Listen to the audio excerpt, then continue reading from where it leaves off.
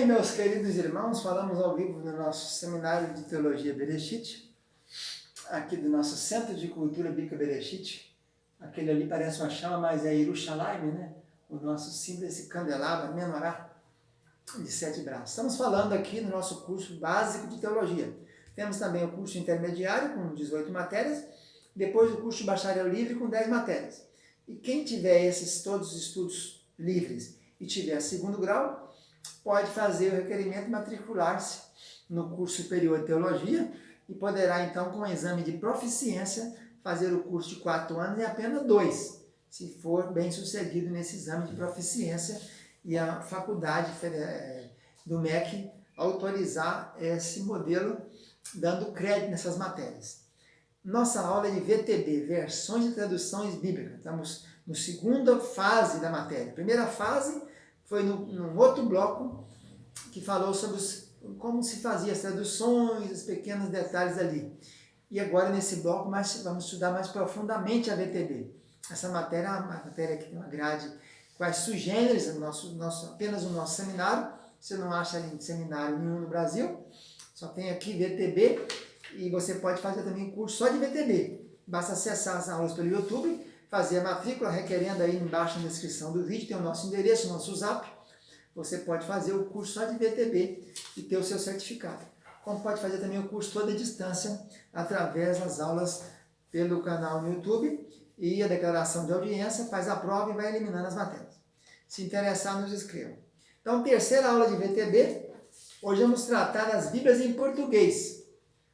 Depois que então surgiu o texto de Receptos, em 1550, com Roberto Stephanos, já tinha então a Bíblia de Lutero, de Tyndale, e já tinha algumas outras Bíblias, depois em 1611 King James, Rei Tiago, e 1600 e pouco também Cassiodoro de Reina, na Espanha, e vai por aí afora. Então a Bíblia em português começou com Almeida, né? Almeida nosso irmão, aquele nosso irmão, chamado de João Ferreira de Almeida, que nasceu em 1628 e tal, começou a traduzir com 17 anos, depois perdeu o texto, aí começou de novo com 20, e ele, na sua tradução, usou o texto Receptos, alguns manuscritos de hebraico e grego, e também usou as traduções holandesa, francesa, de Beza, a italiana de Diodati, a espanhola de Reina, e a antiga latina, não é Vulgata não, a antiga latina. E em 1681, ele publicou o primeiro parte com o Novo Testamento em grego, Novo Testamento em português, editado em 1681. Depois ele continuou traduzindo o Velho Testamento, mas faleceu em 1691, 10 anos depois, parou em Ezequiel 41, 21. Aí o pastor Jacob Opden Acker, da Batávia, continuou a tradução em 1748 e em 1753 publicada foi a Bíblia em português de Almeida. Bíblia de Almeida em português.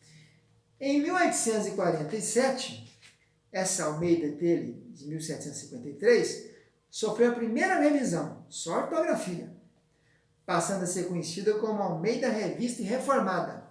Então, Almeida Revista e Reformada é de 1847. Continuou tendo mesma base da Almeida de 1753. Em 1872, depois de uns anos, foi publicada em Londres a Almeida Revisada e Reformada. Almeida Revisada e Reformada. Revisada e Reformada. A outra é Revista e Reformada. Em 1875, 3 anos depois, saiu a Almeida Revista e Correcta. Almeida Revista Correcta. Em 1879, a Sociedade de Literatura Religiosa e Moral do Rio de Janeiro, nós estamos falando do Rio de Janeiro, em 1808 a família real veio fugindo de Napoleão Bonaparte, então começou aqui no Rio, o Reino Unido do Brasil, né, e Portugal. Foi publicado no Rio a primeira edição brasileira do Novo Testamento de Almeida.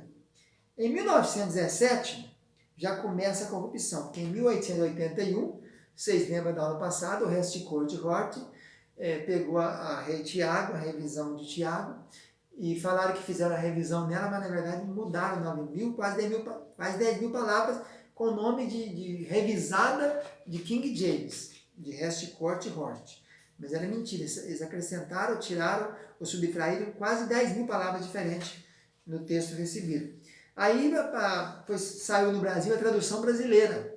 Só que essa tradução brasileira ela é baseada em cima da English Revision Version, a primeira que baseou no texto de Harcourt Horst, essa edição de 1881, chamada ERV English Revision Version. Essa é a primeira edição do texto crítico. Até então só tinha texto recebido. Aí nós fizemos aqui no Brasil a tradução brasileira, que seguiu a primeira feita do texto crítico, que é a English Revision Version, de 1881. Então essa é a tradução brasileira, que recentemente a SBB, agora em 2010, publicou novamente. Ela é baseada no texto crítico. Em 1929 foi publicada a Almeida Correta, corrigindo a ortografia das anteriores, baseada no texto recebido. Essa de 1929, ela baseava no texto de 1875, que é da Almeida Revista e Correta. Em 1931, a Sociedade Bíblica Britânica Estrangeira publicou a tradução dos originais hebraico e grego. Só que esse 1931 é baseado no texto de Harcourt Horst, é texto crítico, não é do texto recebido. Em 1948, a SBB, recém-criada, né, a Sociedade Bíblica do Brasil, publicou Almeida Corrigida. Almeida Corrigida. Essa Almeida Corrigida, ela foi reeditada em 1956, ela ainda era baseada no texto recebido. Por isso que a gente diz, até 1948, a Almeida Corrigida era integralmente baseada no texto recebido. Depois de 48, ela enfiou 4% de texto crítico. Aí começou a ter alguma dificuldade, né? Ela era baseada nesse texto aí, mudando algumas regras léxicas e gramaticais. Em 1959 e depois 75, saiu a Almeida Revista Atualizada, chamado ARA, né? A mais popular que tem, a ARA.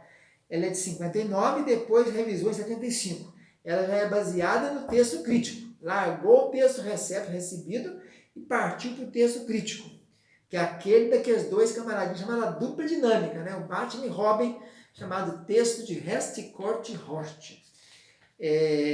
Equivalente à Revision Standard Version, lá da inglês, 1952. Essa é a Bíblia de texto crítico. Em 1967, a imprensa bíblica brasileira, da Igreja Batista, depois virou Juerter, lançou a Almeida Revisada de acordo com os melhores textos. Almeida Revisada de acordo com os melhores textos. Esse também, lamentavelmente, melhores textos, podia colocar os maiores textos, né? Que baseou no Sinaítico e no Vaticano, que são os maiores manuscritos, mas não são os melhores. São apenas 45 manuscritos que dão base para esse texto crítico, enquanto o outro tem 5.210. Em 1968, a SBB, a Sociedade Bíblica do Brasil, produziu Almeida Corrigida, consertando as regras de ortografia, né? Com Almeida Revista e Corrigida, mas ainda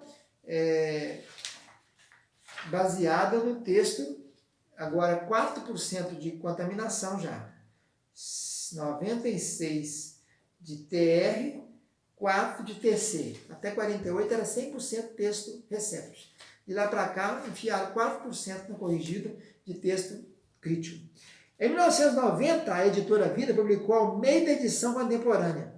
Essa Almeida Edição Contemporânea fala que partiu da revista corrigida, mas limpou um monte de arcaísmo e seguiu o texto crítico. Em 94, surgiu a SBTB, a Sociedade Bíblica Trinitariana do Brasil, publicou Almeida Corrigida e Revisada, fiel ao texto original. Hoje é chamado de Almeida Corrigida Fiel, ACF. Esse é 100% TR, texto recebido. A forma de tradução é equivalência formal, né? Literal. Então é isso aí. Depois apareceu a Bíblia Viva, a linguagem de hoje, na versão internacional, mas isso interessa que são apenas paráfrases.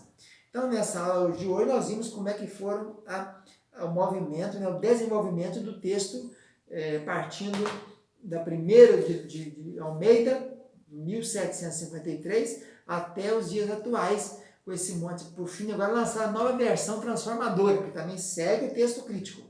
Os tais 45 manuscritos, em detrimento, em prejuízo de 5.210 que segue o texto recebido. Vamos ficando por aqui com essa nossa terceira aula de versões e traduções bíblicas. Fica na paz, um abraço, tchau, tchau.